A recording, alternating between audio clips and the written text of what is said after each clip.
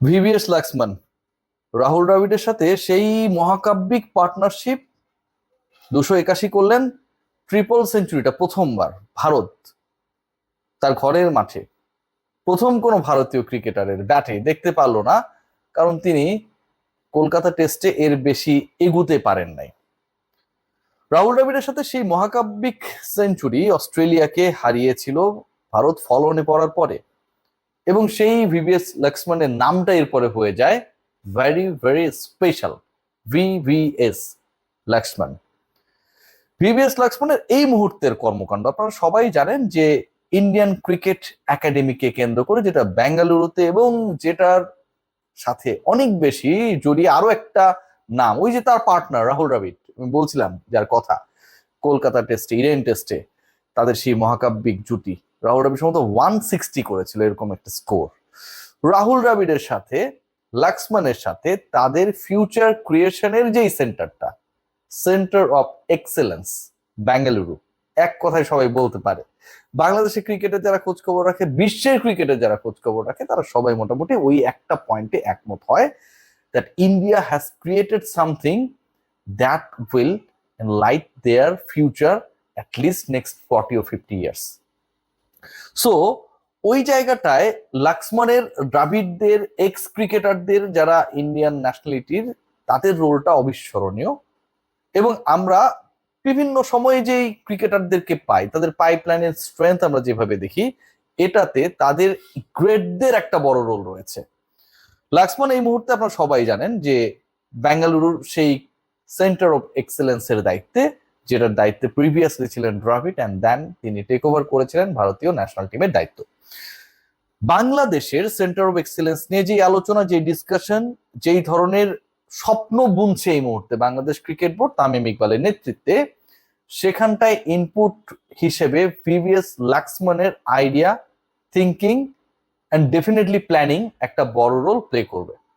আমি একদম আপনাদেরকে এনশিওর করে বলতে পারি, বাংলাদেশ ক্রিকেট বোর্ডের অনেক সমালোচনা করতে পারেন, ইলেকশন, তামিম, মানে থাকে না যে অনেক চর্বিত চর্বণ নিয়েই আমরা আসলে ব্যস্ত থাকি। But the good thing is that সবগুলোকে যদি পাশে ফেলে সরিয়ে আমরা আলোচনা করি, ক্রিকেট বোর্ডের এই মুহূর্তে একটা ডেলিগেট, দে আর রাইট নাও এট বেঙ্গালুরু, এবং সেই ডেলিগেটটা সেই সেন্টার অফ এক্সেলেন্সে কিভাবে ভারতীয়রা কাজ করে, কিভাবে তাদের ফিউচার জেনারেশন ক্রিয়েট করছে, কিভাবে একজন ক্রিকেটার রিহ্যাব করছে, কিভাবে একজন ক্রিকেটারের তার যেই স্ট্রেংথের জায়গা লুজ করার কারণে ছিটকে গেছে, ডুরেইলড হয়ে গেছে, তাদেরকে কামব্যাক করানো কাজ করছে। প্রত্যেকটা জায়গায় ওই যে উৎকর্ষের জায়গা, এক্সেলেন্সের জায়গা, সেখানটায় বাংলাদেশ ক্রিকেট বোর্ড একটা ডেলিগেশন ভিজিট করছে।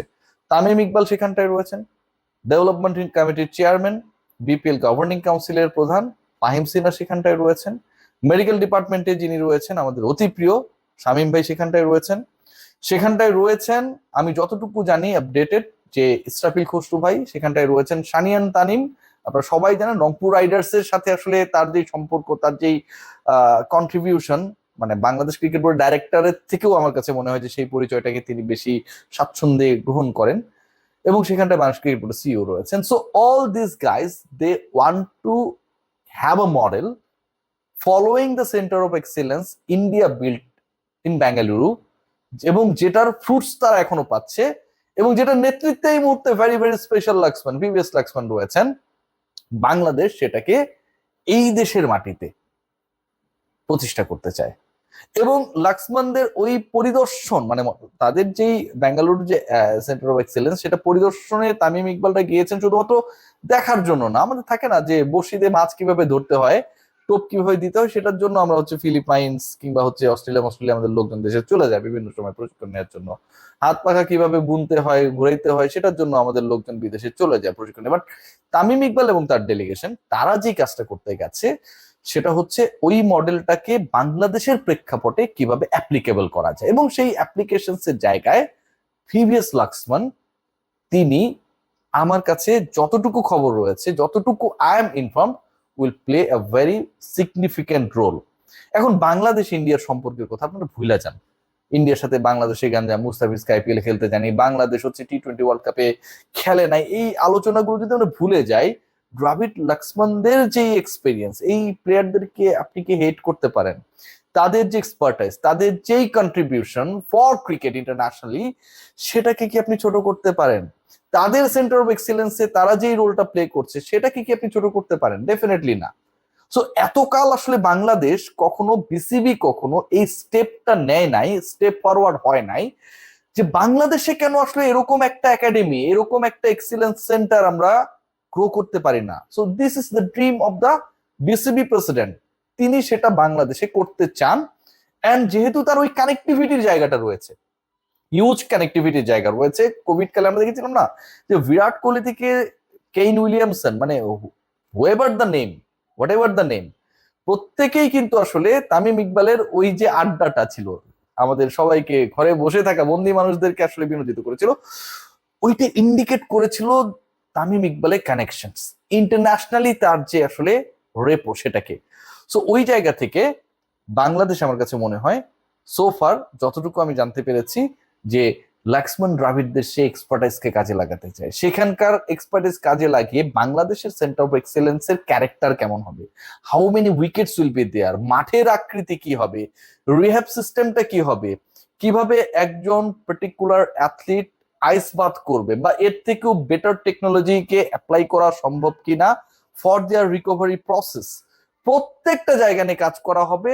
ইনজুরি ম্যানেজমেন্ট থেকে শুরু করে, রিহ্যাব প্রসেস থেকে শুরু করে, একজন স্পেশাল ক্রিকেটার ক্রিয়েশনের যতগুলো পর্যায়ে রয়েছে, প্রত্যেকটাই বাংলাদেশ তার ঘরে, তার দেশে, তার উঠানে ডেভেলপ করতে চায়। অ্যান্ড বিসিবি সেই ইনিশিয়েটিভটাকে বাস্তবায়নের জন্য রাইট নাও দে আর ভিজিটিং ইন্ডিয়া। আমার কাছে মনে হয় it's a very very logical and rational visit. Tamim Iqbal and his delegation, আমার কাছে মনে হয় যে এখান থেকেই যে এক্সপিরিয়েন্সটা নিয়ে আসবে, তামিম ইকবালেরও হিউজ এক্সপিরিয়েন্স রয়েছে ইন্টারন্যাশনালি। ইন্টারন্যাশনালি বাংলাদেশের সবচেয়ে রেপুটেড ক্রিকেটার যে 2-4 জন, তার মধ্যে তামিম নিজে একজন, ক্যাপ্টেন্সি করেছেন, অনেক কাজ করেছেন, তার সময়ের তিনি হিরোদের একজন।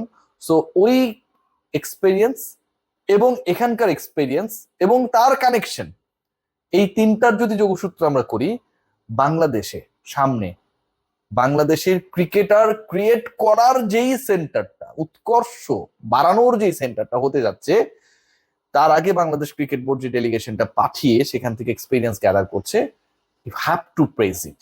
সো ভিভিএস লাক্সমান, রাহুল দ্রাবিড়, গৌতম গম্ভীরদের মতো গ্রেটরা, মোহাম্মদ কাইফদের মতো গ্রেটরা, রবিন সিং এর মতো গ্রেটরা, যারা বিভিন্নভাবে ভারতের ক্রিকেটার অ্যান্ড ফিউচার ক্রিয়েশনের সাথে ইনভলভ, তাদের যে আইডিয়া শেয়ারিং, সেটা বাংলাদেশ যদি কাজে লাগাতে পারে, এবং ডেফিনেটলি তারা তাদের বেস্টটা ডেলিভার করবে, আর কারো জন্য হোক না হোক সেটা নিয়ে আমি আসলে doubtful, but Tamim Iqbal is there, তার জন্য করবে, এটুকু বেট ধরে বলাই যায়, বাজি ধরে বলাই যায়।